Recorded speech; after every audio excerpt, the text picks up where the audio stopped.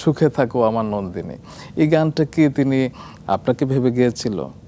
এটা কিন্তু সবাই মনে করে, যেহেতু সবাই মনে করতো ববিতা জাফর ইকবালের প্রেম ছিল, তো কেন ওদের বিয়ে হলো না? হ্যাঁ, হ্যাঁ, তো সেই জন্যে সবাই মনে করতো ইকবাল যখন এই গানটি গাইলো তখন এটা সুপারহিট হয়ে গেল গানটি, এবং সবাই ভাবলো এটা ববিতাকে নিয়েই গেয়েছে।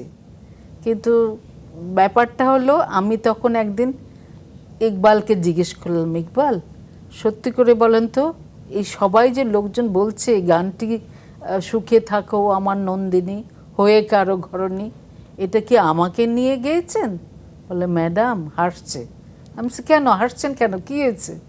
বলে কি যে গানটি যখন লেখা হলো তখন আলাউদ্দিন আলী মিউজিক ডিরেক্টর বলল যে ইকবাল তুমি আমার এই গানটা গেয়ে দাও, এই গানটা গাইলে খুব ভালো হবে, কারণ সবাই মনে করবে এই গানটি তুমি ববিতার জন্য গাইছো, ওকে মনে করে এই গানটা গেয়েছো।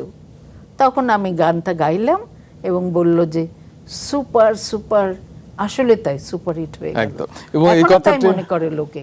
একদম মনে করে, এবং এই কথাটি যে সত্যি সেটা আমাদের প্রয়াত আলাউদ্দিন আলী আমাদের মাছরাঙা টেলিভিশনের রাঙা সকাল অনুষ্ঠানে এসেছিলেন এবং তিনি বলেছিলেন, আমি চেয়েছিলাম যে ওদের এই বিষয়টা নিয়ে যেগুলো কথাবার্তা হয় সেটাকে ক্যাশ করে আমি একটা সুপারহিট গান করব। বলেছিল। হ্যাঁ। ও দেখেন।